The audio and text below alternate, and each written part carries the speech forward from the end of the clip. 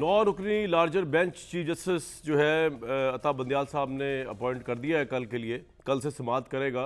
जो दो लॉयर्स हैं एजाज एहसन साहब और एक जज है justice Jawad Khwaja Sahab, chief justice थे बल्कि, उन्होंने पटिशन फाइल की और बहुत से लोगों के नज़दीक इमरान खान चेयरमैन तहरीक इंसाफ के इमा पर ये पटिशन फाइल की गई है, क्योंकि कोर कमांडर्स मीटिंग के अंदर ये कह दिया गया था कि जिस तरह पाकिस्तान में Imran Khan as prime minister chairman Tehreek Insaf के दौर में भी सिविलियंस का ट्रायल होता रहा। 1952 का एक्ट ऑफ पार्लियामेंट भी कहता है कि अगर सिविलियंस जो हैं वो किसी तकरीब कारी में या वो आर्मी की जो है तनसीबात उनमें किसी हमले मुलविस होंगे तो उनका मिलिट्री ट्रायल हो सकता है।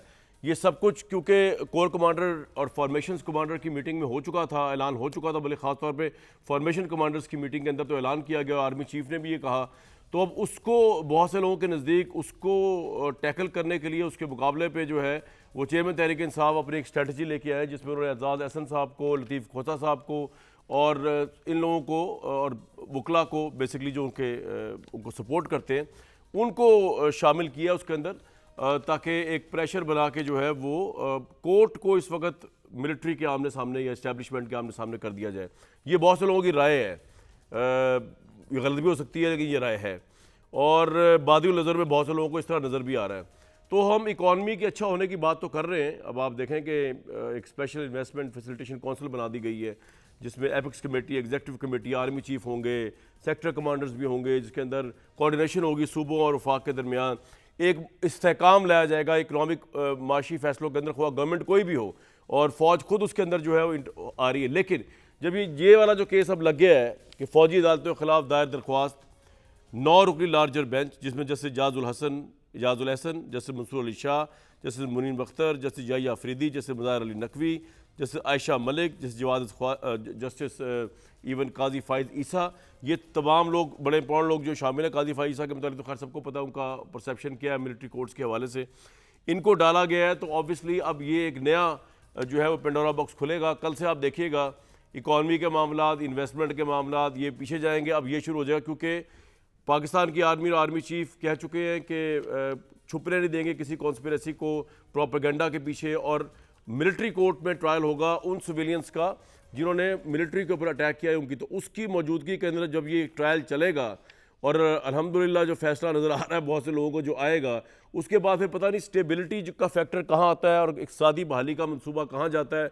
ये तमाम चीज़ें इस मुल्क में चलती रहेंगी। इस अहम तरीन मौके पर जस्टिस काजी फ़ाइज़ ईसा का नोटिफिकेशन जारी हो गया है। ऑब्वियसली बहुत जल्दी जारी कर दिया गया, हालांकि अभी 17 सितंबर को ये सब कुछ होना है, लेकिन उस प्रेसिडेंट साहब ने इसको जारी किया, ऑफिस ने, जिस प्रेसिडेंट हाउस के अंदर उनके खिलाफ रेफरेंस गया था जैसे काजी फ़ाइज़ ईसा के ऊपर। इमरान खान प्राइम मिनिस्टर ने ये भेजा था, करप्शन के इल्ज़ाम लगाए जैसे फ़ाइज़ ईसा पे, उनको जलील किया गया, उनकी फैमिली को रोंदा गया अदालतों में। ये सब कुछ प्राइम मिनिस्टर, उस वक्त के प्राइम मिनिस्टर चेयरमैन तहरीक इंसाफ ने किया, आज के प्रेसिडेंट, उस वक्त के प्रेसिडेंट ने मिल के किया, और आज शोबे किस्मत है जिसको आप डिवाइन जस्टिस कहेंगे कि वही प्रेसिडेंट जो है वो नोटिफिकेशन निकाल रहे हैं उन्हीं जस्टिस फ़ाइज़ ईसा की चीफ जस्टिसशिप का।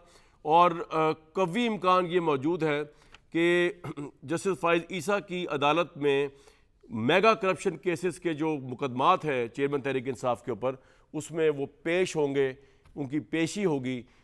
ये है डिवाइन जस्टिस।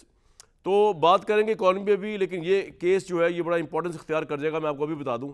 और अगरचे मेरे पास प्रेसिडेंट्स मौजूद हैं कि सिविलियंस का ट्रायल हुआ जब उन्होंने मिलिट्री के मामला में मुदाखलत की, और साबिक प्राइम मिनिस्टर के दौर में भी हुआ। मैं इमरान खान की बात कर रहा हूँ। ऑब्वियसली 25 के करीब कहा गया कि लोग जो थे मुबैना तौर पर सिविलियन का मिलिट्री ट्रायल हो, लेकिन क्योंकि अब चेयरमैन तहरीक इंसाफ को लग रहा है कि उनका मिलिट्री ट्रायल ना कहीं हो जाए, और 9 मई के मास्टरमाइंड की हैसियत से उनको नामजद तो किया ही गया बहुत से FIRs के अंदर बादी नज़र में मुबैना तौर पे, लेकिन क्या वो साबित ना हो जाए और उनको उठा के मिलिट्री उसमें ना कर दिया जाए, इस खौफ से जो है ये बहुत से लोगों के नज़दीक एजाज एहसन साहब को, लतीफ़ खोसा साहब को तैयार किया गया। बल्कि एजाज एहसन साहब, लतीफ़ खोसा साहब ने स्पेशल मुलाकात भी की है जस्टिस अता बंदियाल से कल इस केस को लेकर। केस से पहले ही उन्होंने मुलाकात कर ली। ये भी पाकिस्तान में अजीब है कि जिस चीफ जस्टिस साहब के पास जाना है केस, उनसे मुलाकात करके, मुझे नहीं पता उनको क्या कहा गया है, लेकिन बहरहाल ये तमाम चीज़ें पता नहीं इकोनॉमिकली स्टेबलाइज करेंगी इस मुल्क को कि नहीं करेंगी। मेरे साथ उस्मा बुखारी साहब, डॉक्टर खाकान नजीब साहब, इरशाद भट्टी साहब मौजूद हैं।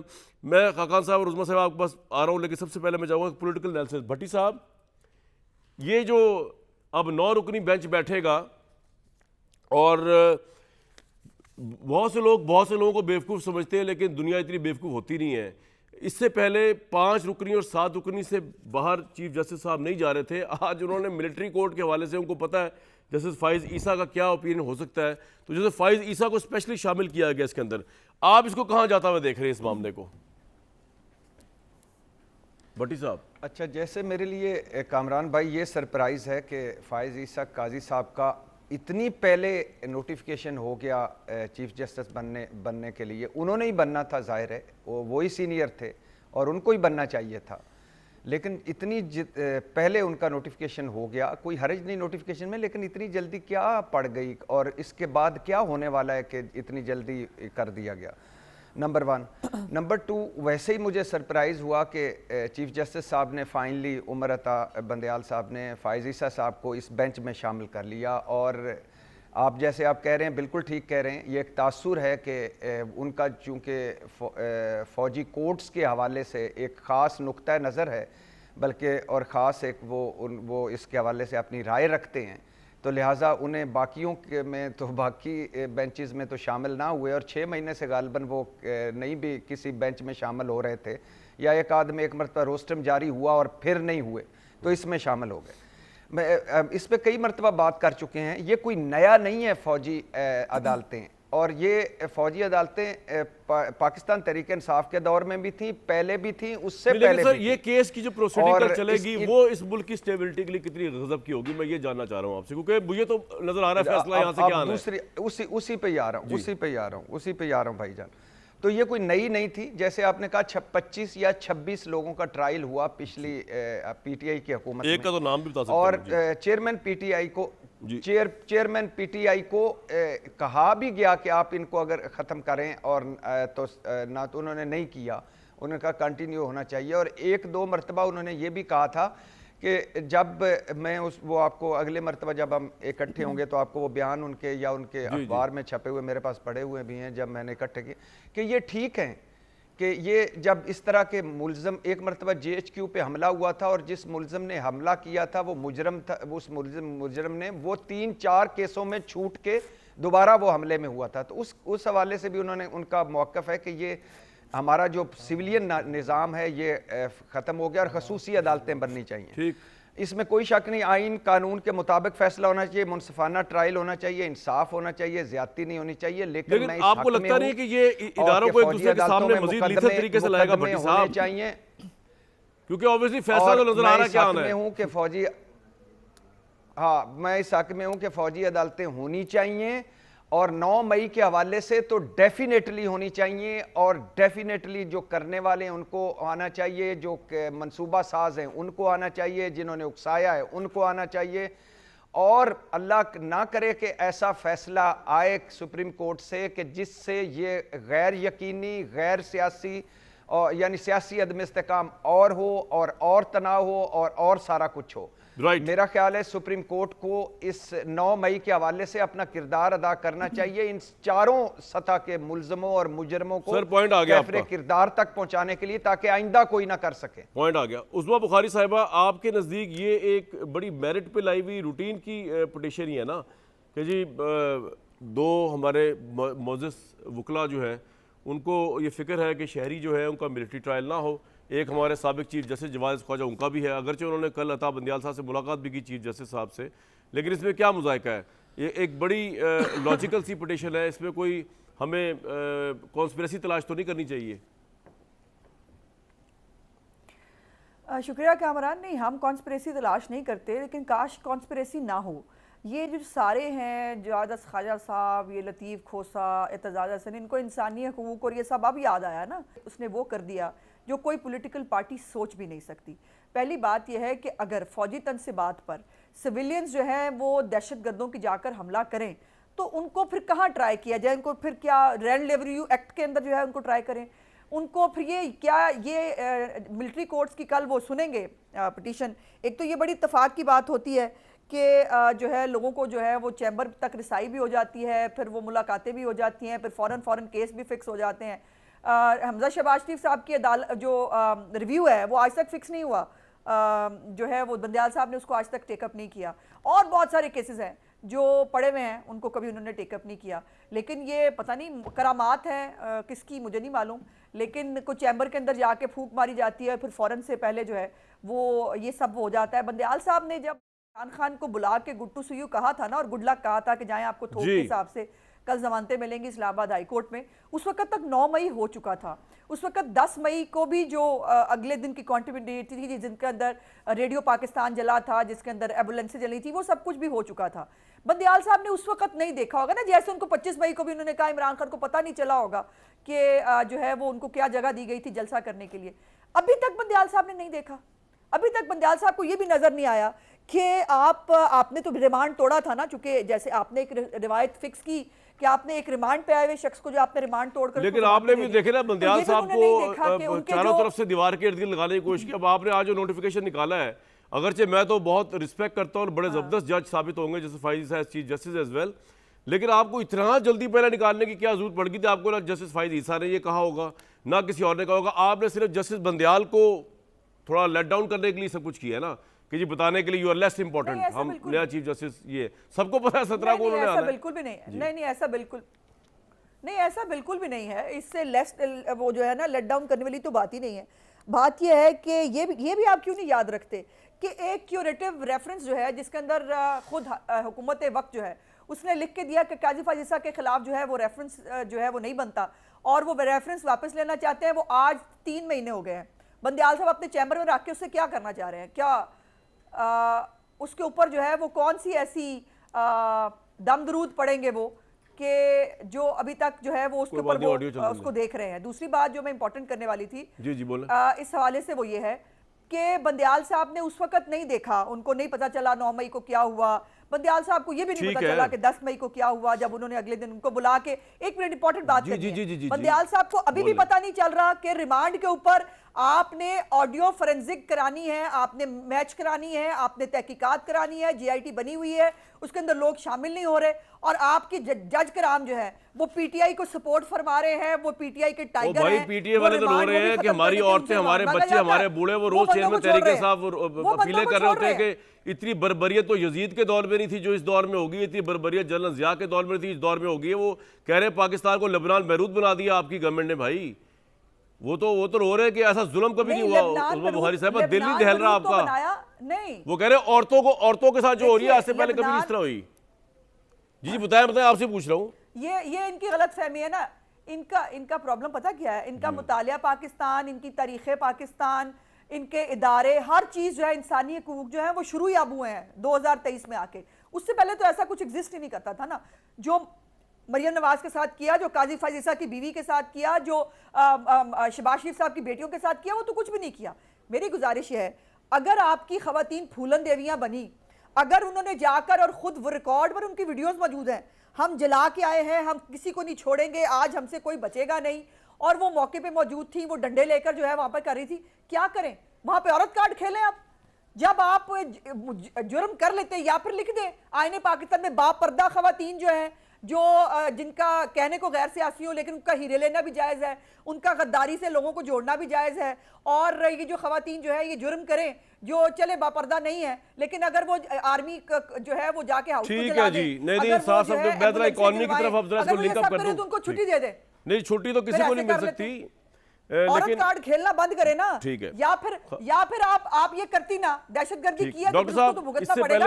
हमने कुछ भी नहीं किया था। बिल्कुल ठीक है, मैं कामरान, मेरे पे गद्दारी के भी पर्चे हुए, नहीं हम कंडेम करते हैं उसको। मुझे आपने ऐसा कुछ करते देखा था? बाकी ये है कि आप लोगों की जुर्रत इतनी है कि जो आगे के लोग बेचारे आपको तमाशाई नजर आए, जिन्होंने खैर एक्सिक्यूशन भी उनको तो पकड़ा हुआ अंदर, जो मास्टरमाइंड थे उनके ऊपर हाथ डालने की आपकी हिम्मत नहीं हो रही आपकी गवर्नमेंट की। तो मैं आपसे क्या बात करूं? यहाँ तो गवर्नमेंट में मैं होता ना और मेरे हाथ में होता अनाने इख्तिदार, तो मैं सीधा कर देता सारों को तीर की तरह। मास्टरमाइंड किसी चूहे के बिल में घुसे हुए हैं। मास्टर कोई कहीं नहीं घुसे हुए, वो रोज कह रहे हैं आगे में गिरफ्तार करो, आप लोगों की हिम्मत ही नहीं पड़ी गिरफ्तार करने की उनको।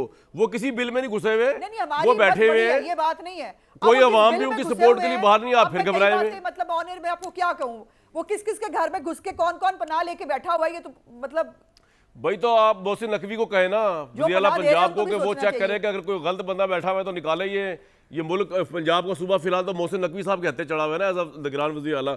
लेकिन मैं आगे चलूँगा, डॉक्टर साहब आज आपसे तफसील से भी बात होगी इस तरह। इससे पहले कि मैं स्पेशल इन्वेस्टमेंट फैसिलिटेशन काउंसिल इन चीज़ों के ऊपर आऊँ, जिसमें बिलाखिर फ़ौज ने भी कहा है कि हम आके जो है वो मावनत करेंगे ऑब्वियसली और लीड करेंगे सारे अफेयर्स को।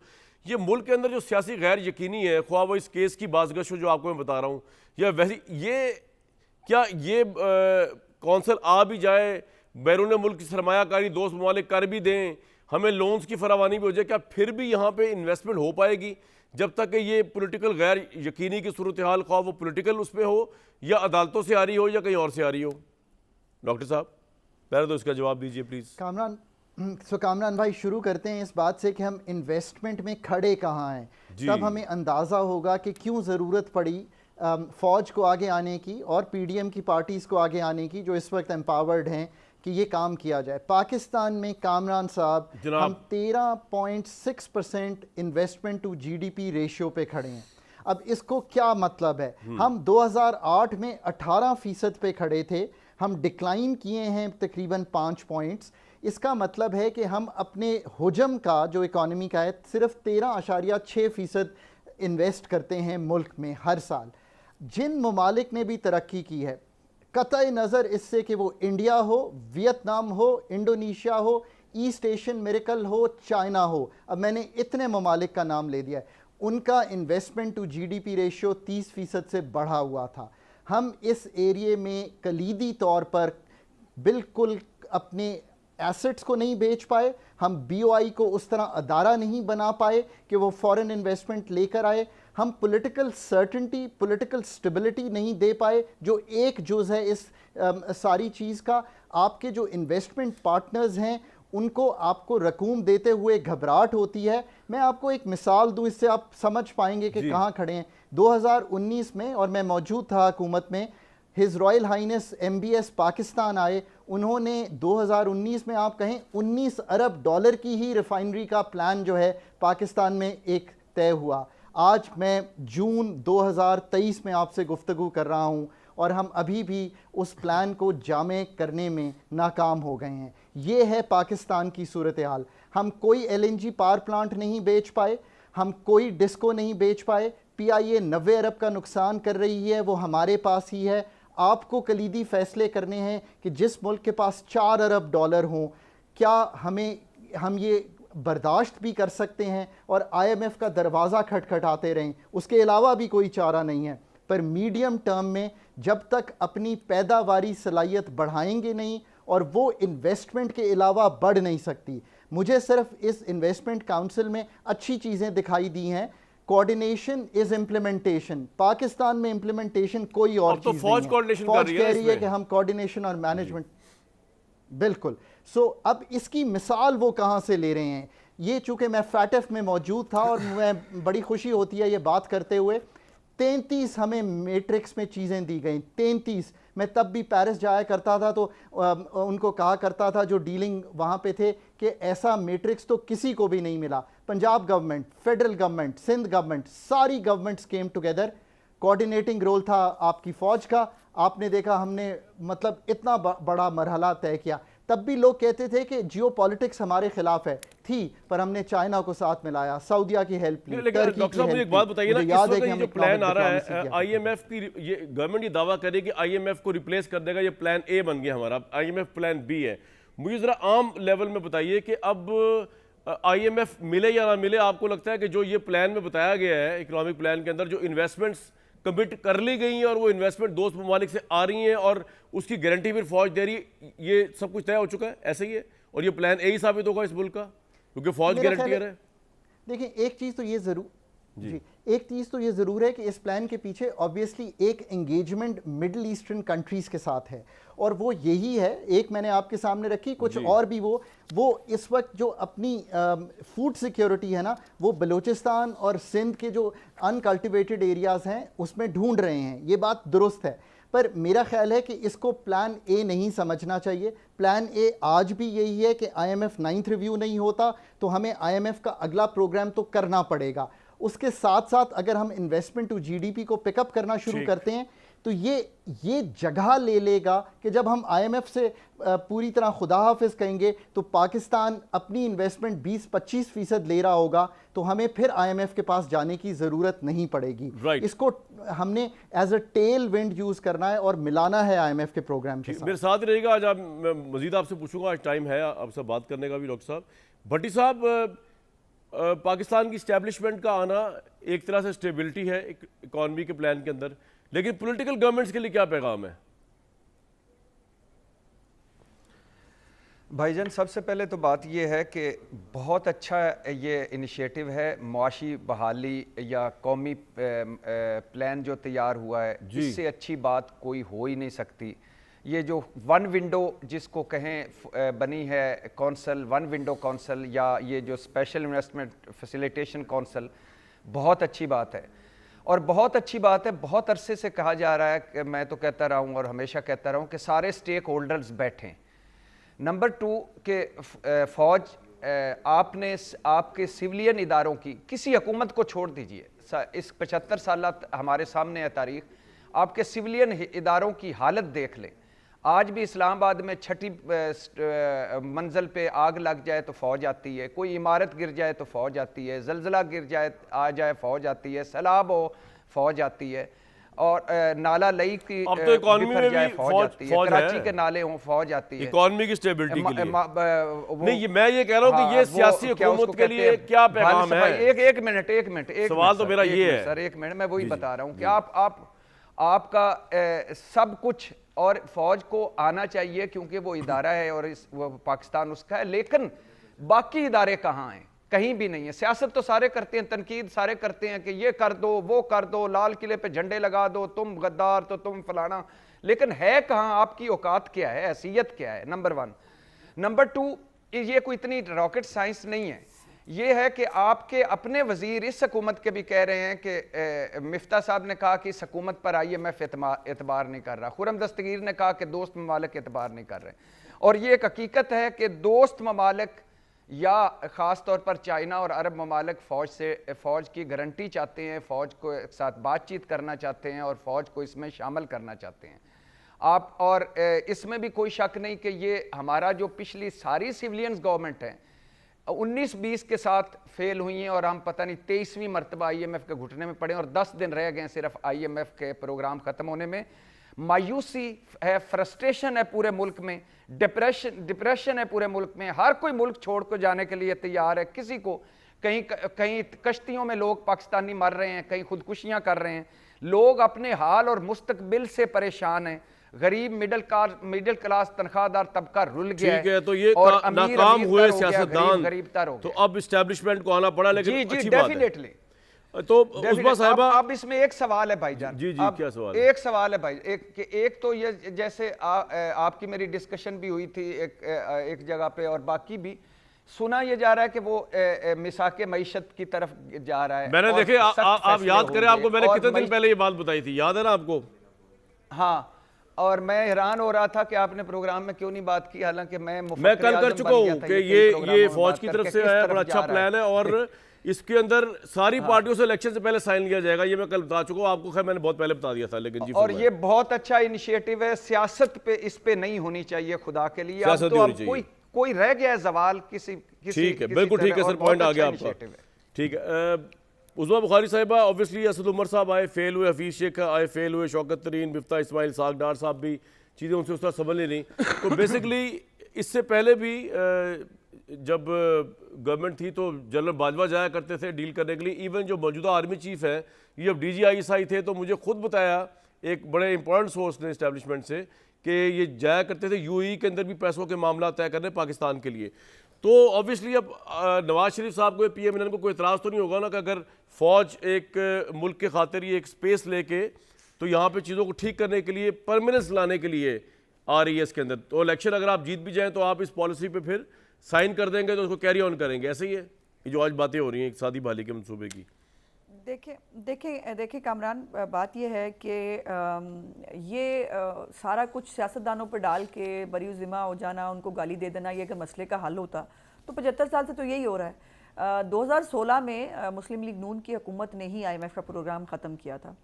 उसके बाद अगर लॉन्च ना किया जाता और जो कंटिन्यूटी चल रही थी अगर उसको चलने दिया गया होता और ये तजर्बा ना हुआ होता तो आज पाकिस्तान के ये हालात भी ना होते। जहाँ तक डार साहब की बात है, डार साहब फेल नहीं हुए हैं। रियासत पाकिस्तान जो है, जो सरेंडर कर चुकी थी इमरान खान की पॉलिसियों की वजह से IMF के सामने, वो जो है वो ज़ाहिर है उसके लिए वो हम बहुत कोशिश के बावजूद नहीं कर सके। लेकिन अब जो फ़ौज की जहाँ तक बात है, देखिए फ़ौज इस मुल्क का एक सबसे अहम इदारा है, उसकी एक बैकग्राउंड भी है, उसका एक माजी भी है और यकीनन जो पाकिस्तान के पॉलिटिकल हालात हैं दुनिया को भी पता है कि जो इस मुल्क के अंदर जो है वो किस किस स्टेक होल्डर की क्या जो है वो हैसियत है। इस वक्त फ़ौज पाकिस्तान जो है वो हुकूमत पाकिस्तान को टेक ओवर करने के लिए नहीं, हुकूमत पाकिस्तान की असिस्टेंस करने के लिए और वो तमाम गारंटीज़। अब देखिए ना IMF का प्रोग्राम वज़ीर आज़म पाकिस्तान जो था उस वक़्त का, उसकी वजह से ही जो है वो ख़राब हुआ ना, ठीक है। और उसके बाद IMF जो है वो चाहने के बावजूद भी वो नहीं एतबार कर पा रहा। अब ये देखिए जो इन्वेस्टर आता है वो 5 साल के लिए, 2 साल के लिए, 3 साल के लिए नहीं आता। ये तमाशा हमारे मुल्क में जो लगा रहता है। नहीं, आप अब ये इसका लॉन्ग मतलब मार्च ये है है, कि फलाना आप लॉन्ग तय मार्च करें है। ना, हुकूमत अब जो किसी की भी आपने हो, कहा, आप एक बार साइन कर देंगे उस पर, आप 10-12 साल आपकी वजीर खजाना चेंज नहीं करेगा उस पॉलिसी को। ऐसे ही मैं ब्रेक ले लूं उसके बाद, यही कह रही है ना आप, यस और नो, यही होगा ना मैडम? मैं ये पूछ रहा हूँ। जी बिल्कुल ऐसा ही है और होना भी यही चाहिए। इसी को एक ब्रेक विसाखी में होना भी ऐसे ही शिरकत चाहिए। एक ब्रेक के बाद खाका नजीर साहब से पूछेंगे कि ये हुकूमत जो 2 महीने रहेगी है, क्या एक ही तरीका ये है कि सबसे पहले साइन करवा लिया जाए तब ये मसला हल होगा?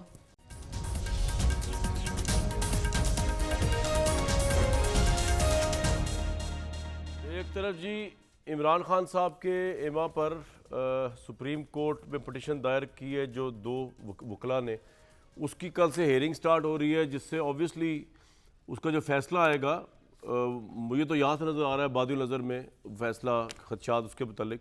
दूसरी तरफ इकनॉमिक स्टेबिलिटी। डॉक्टर साहब, ये इलेक्शन ईयर हो या ना हो, इस साल इलेक्शन हो या ना हो, भले अगले साल हो जाए, आपके ख्याल में अब ये जो इकोनॉमिक काउंसिल बन गई है इसकी मौजूदगी में वो स्टेबिलिटी आ जाएगी कि इंटरनेशनल और लोकल खास तौर पे, क्योंकि यहाँ पे हर जगह मैंने देखा है इंटरनेशनल इन्वेस्टर की बात हो रही है, बाहर से इतना पैसा आ जाएगा, बाहर से इन्वेस्टर को ये श्योरिटी दे देंगे, उसको ये गारंटी दे देंगे, इसको दे देंगे। लोकल इन्वेस्टर के लिए भी उतनी ही मिल जाएगी गारंटी, वो चाहे इलेक्शन हो या ना हो इस साल? डॉक्टर साहब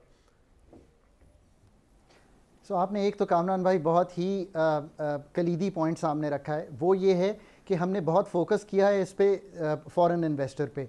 पाकिस्तान के 52 लाख ऐसे कमर्शियल और इंडस्ट्रियल अदारे हैं जिनको साथ लेकर चलना है और ग्लोबल वैल्यू चेन का पार्ट बनाना है। तो इसमें जो हम आगे तस्हीह करेंगे वो ये होगी कि हम लोकल इन्वेस्टर को भी उतना ही एक्साइट करना चाहते हैं, हम लोकल एंटरप्रेन्योर को भी करना चाहते हैं। आर्मी चूँकि बैकस्टॉप कर रही है इसे, तो इसकी कंटिन्यूटी जो है वो लाजिम व मलजूम है।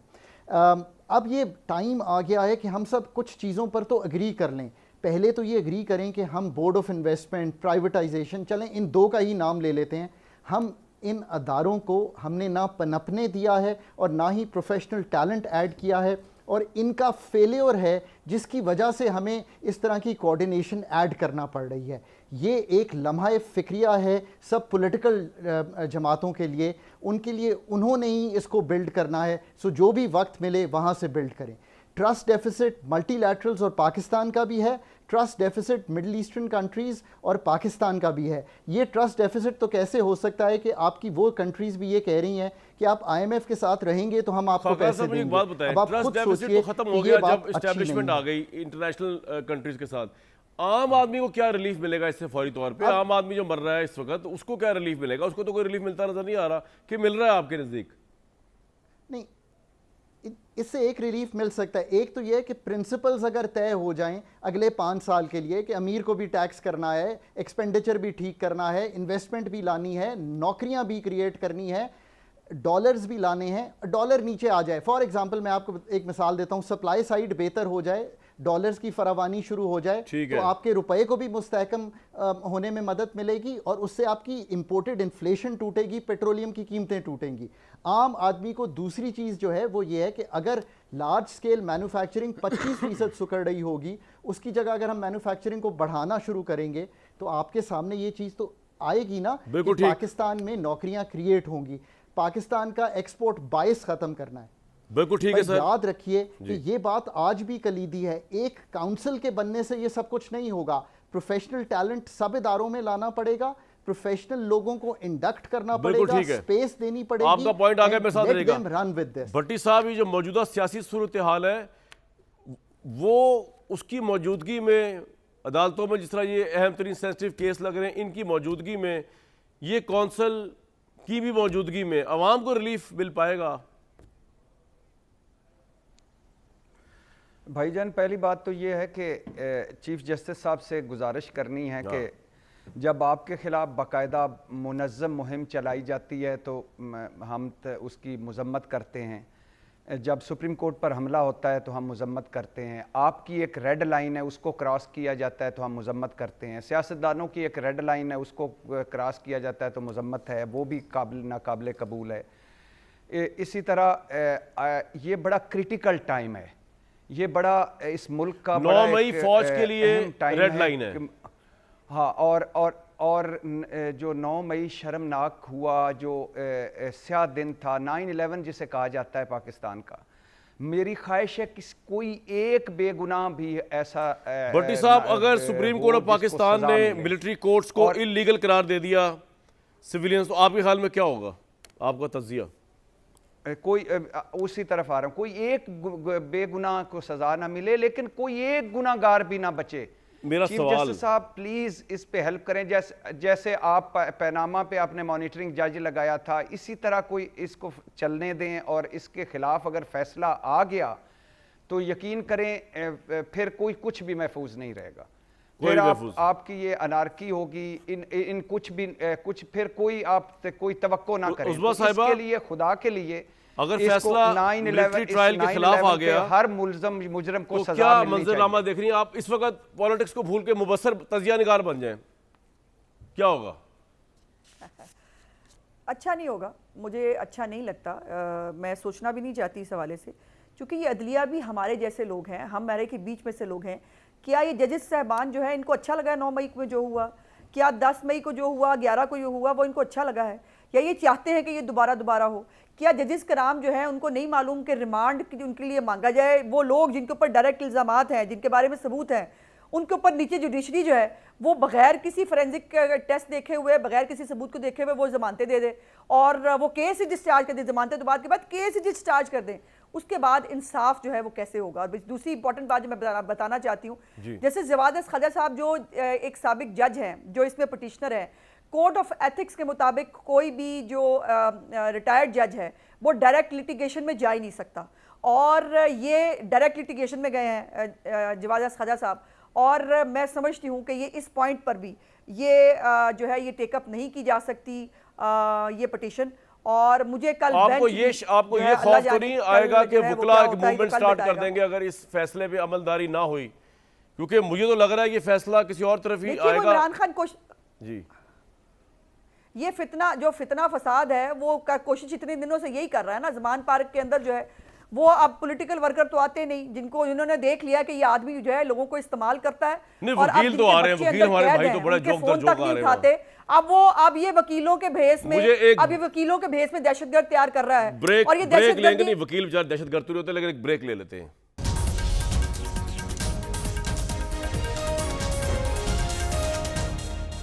ये जो फौजी अदालतों के खिलाफ दायर दरख्वास्तें समाअत के लिए मुकर्रर हुई हैं ना, खुदा से दुआ मांगे मिल के कि इसमें से कोई खैर का पहलू निकले इस मुल्क के लिए। मुझे दीजिए कल तक के लिए इजाज़त।